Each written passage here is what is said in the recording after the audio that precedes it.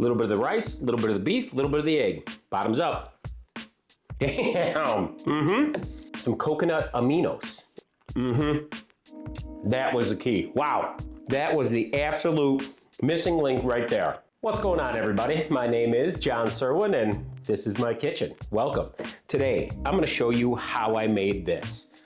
It's a no-name dish, cleaned out the fridge of a lot of my extra ingredients. Yeah, gonna look for you guys to name this for me. I'll describe what's in it, all the techniques, and how we did it coming up. Stay tuned. So, as I was sitting here trying to figure out what I want for dinner tonight, one of the perks about creating your own YouTube channel cooking show is that you're gonna have a lot of little like odds and ends leftover ingredients. And coming from my childhood where we had potluck night where we just incorporated a whole bunch of stuff, I just looked through my fridge and saw, hey, I have a whole bunch of ingredients. Let's try and make something, see how it turns out. So we're gonna be doing a little experimenting, and I don't know what to call this yet. I might have to implore you guys to name it in the comments for me. I went into my fridge and I saw I had bottoms of green onions left over, tops of green onions, some tops and butts of red bell pepper. I have some white rice, jasmine rice that I just cook up, do part of meal prep. What else do I have? Oh, some beef tenderloin tips that I thought out about 2 days ago and need to start using them. So I'm gonna make some sort of a dish with red bell peppers, green onions, beef tenderloin tips, some white rice, and you know what? I do have mushrooms. Let's do some mushrooms, and we're gonna top it all off with an egg. All right, let's figure this out. I think this is actually gonna be quite delicious. I guess like a French-Asian fusion, because I think I'm gonna use Worcestershire. Still, I don't know. Maybe one of these days I'll be able to learn how to say that, but Worcestershire sauce, whatever. I'm gonna figure out what I wanna make with this. Let's get to prepping and we'll be right back. All right, prep up our potluck dinner. We're gonna take our tops and bottoms of our red bell pepper and dice them. Take our bottoms of the green onions and we are gonna slice them. These baby portobello mushrooms, we're just gonna leave them, they're already sliced. We are gonna grab our grass-fed, look at that, grass-fed beef tenderloin tips. We're just gonna cut it open, throw it into a bowl. Just gonna break it up a little bit right here. And all we're gonna do is throw a little bit of salt. I'm gonna do 4-finger pinch from up high, and maybe 1 3-finger pinch as well. There we go, that looks pretty good. And then I'm just gonna toss it around, let this sit off to the side for about 10 minutes, and then we're gonna go over to the stovetop and start sauteing it up. Over at our stovetop, we have our 12-inch stainless steel skillet going on to some medium heat. Our cooking fat of choice today is gonna be some ghee. It's basically clarified butter, but the butter solids have been toasted, so you got a little bit of that toasty, nutty flavor in there, and it'll be pretty awesome with the beef. You could use beef tallow, olive oil, avocado oil, just avoid those seed oils. That's what I like to do in my kitchen, at least. All right, we're gonna let this come up to temp. While we're waiting for our stainless steel to come up to temp, we are gonna go ahead and get this water boiling because we will be doing a soft-boiled egg. If this water dances around just like such, notice how it's basically dancing around. It's moving so fast. That is a good sign that the stainless steel is ready. So we're gonna get rid of that water. Put down about a tablespoon of our ghee, just enough to coat the bottom. You know what else I'm gonna do? I'm gonna get my splatter guard ready. All right, time to go in with our beef. We're gonna try and get like the bigger chunks and just go around clockwise.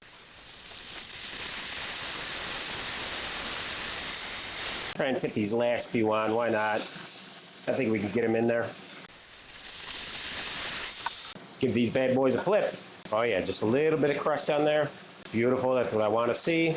Remember, these are still tenderloin tips, so we only wanna cook these to about 120 degrees. We just want some pink in there, really. About another minute or two and we'll take these off. All right, time to evacuate them. Now, you know what we like to do with this residual fat and beef grease. So we just evacuated it into a bowl, let these rest for a good 10 minutes. So we're gonna go in with our bell peppers and green onions, start sauteing that up. We'll go in with 1 3-finger pinch of salt to help break down some of those cell walls, get some of the moisture out of there, and that way, that'll help deglaze this pan, get all that flavor up from the bottom. We're gonna give this a little bit of a head start, and then we're gonna add our mushrooms in. Now it's been about 2 minutes, we're gonna go in with our mushrooms. Gonna cook these mushrooms down for about a good 5 to 7 minutes. In the meantime, still gotta build those layers of flavor. So 1 3-finger pinch of salt for the mushrooms, and we will cook these down. It has now been about a good 5-6 minutes. Everything's cooked down. We are going to go in first with some Worcestershire sauce. We got that deglazing down. I have some homemade chicken stock here. It's unsalted. That's the key. So we put in some salty components so far.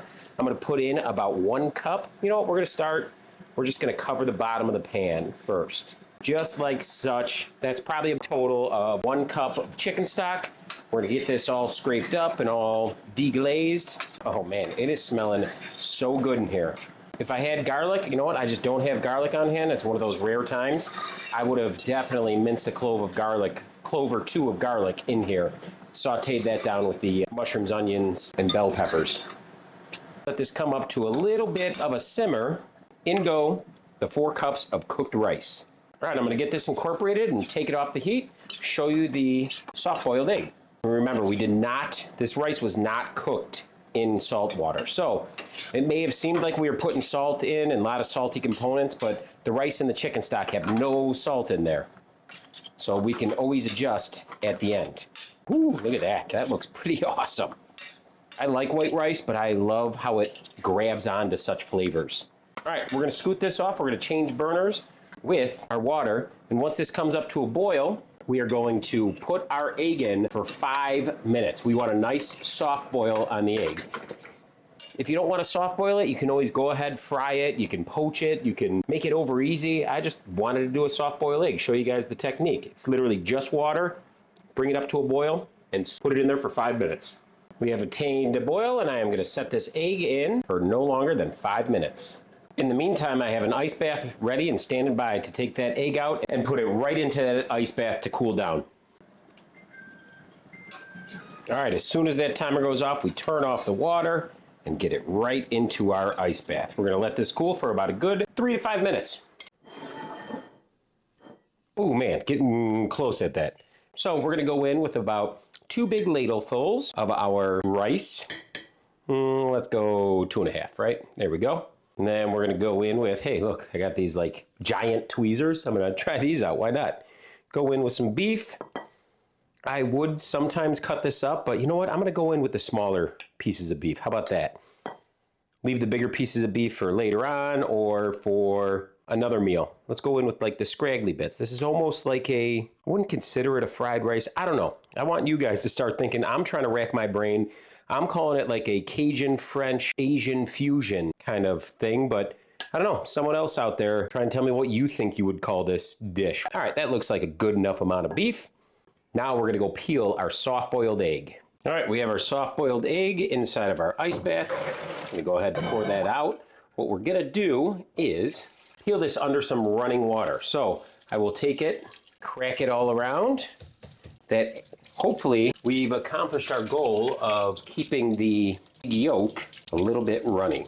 I like peeling eggs underneath water, running water, because it keeps it way cleaner. Ooh, don't want to take off too much white, so I got to be careful because I could feel that yolk. I guess still a learning curve of mine. I bet most people would have probably done 2 or 3 eggs in case you ripped one, but hey, this is the only one that I did, so luckily I didn't rip it. All right, hey. I guess great success on that fact. All right, let's come in with that nice, we're gonna move this piece of meat right out of the way. We're gonna do a soft-boiled egg right in the center. And then we will take, for a nice pinch of green, we're gonna go in with some fresh green onion. Yeah, like I said, maybe a little bit of lime, a little bit of cilantro. That would be awesome on here as well. You know what? I think what would go great in there, a little coconut aminos. I'm gonna try it without it first. Let's go ahead and let's get that yolk broken open. All right, I'm gonna rotate it this way, folks, and see if we can get a nice effect here for you. Oh, yeah, that's perfect. Okay, I mean, my presentation is not gonna be the prettiest, but that is absolutely perfect for a soft-boiled egg. Yolk is beautifully creamy. Egg white is done. Getting ready to try this one out, folks. I'm excited. All right, and there you have it, folks. This is a beef, soft-boiled egg, leftover rice, green onion, red bell pepper, mushrooms, chicken stock, Worcestershire sauce, and I'm trying to remember everything else I put in there. But yeah, it's just like a clean out the fridge, potluck kind of dinner. And I'm not gonna lie, it smells delicious, looks delicious. It's almost giving me vibes of a dirty rice without the spice, and then, but also could be fried rice. There's like Asian, Thai, French, English, I don't know. Have no idea what to call this. If you guys come up with a name, put it in the comments for me. That would be awesome. So what we did was basically take a lot of easy techniques and made a random dish out of it. You know, we already had the cooked rice that was just left over. We sauteed up the beef tenderloin in some ghee. We used the remnants of the ghee and the beef fat and the beef liquid to saute up the red bell pepper, the green onion, and the mushrooms. That helped deglaze the pan a little bit, so we made kind of a pan sauce. Put in some Worcestershire sauce. Yeah, I don't know if I'll ever get that one down. Put in some chicken stock, deglazed it down further, added in 4 cups of cooked rice and a soft-boiled egg. Voila! And that's dinner. So nothing left to do but give it a shot and see how it tastes. I'm gonna try and get a little bit of this soft-boiled egg in there. Remember, you can do soft-boiled, you can do poached, you can do over easy, you can do sunny side up, whatever you feel. And you know what? I don't think a fork's gonna work so well. We're going spoon this time, folks, because we're gonna do some scooping. So, got a little bit of the rice, a little bit of the beef, and a little bit of the egg. Bottoms up. Almost, man. All right, try that again. A little bit of the rice, a little bit of the beef, a little bit of the egg. Bottoms up. Damn. Wow. What I think would be perfect on here is a little bit of lime juice, which unfortunately I don't have, but I do have something slightly sweet and slightly acidic, which I think would help out. Some coconut aminos. Yeah, it's got a little bit of sweetness on there, a little bit of acidity. I think this is gonna take it over the edge of where it needs to be. So let's go one more time, bottoms up.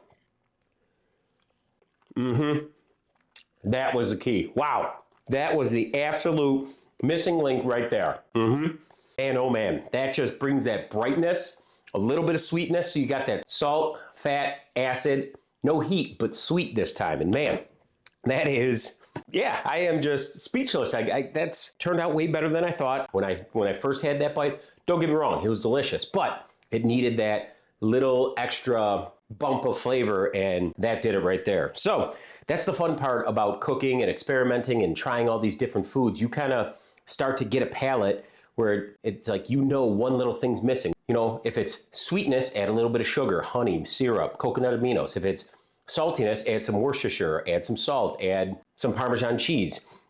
If it's missing some acid, add lime juice, lemon juice, vinegar. And if it's missing a little bit of fattiness, finish it off with some butter, finish it off with maybe a little heavy cream. You know, those are the things that go through your head. You want to build layers and kind of hit all of those components. Sweet, salty, heat, fat, acid.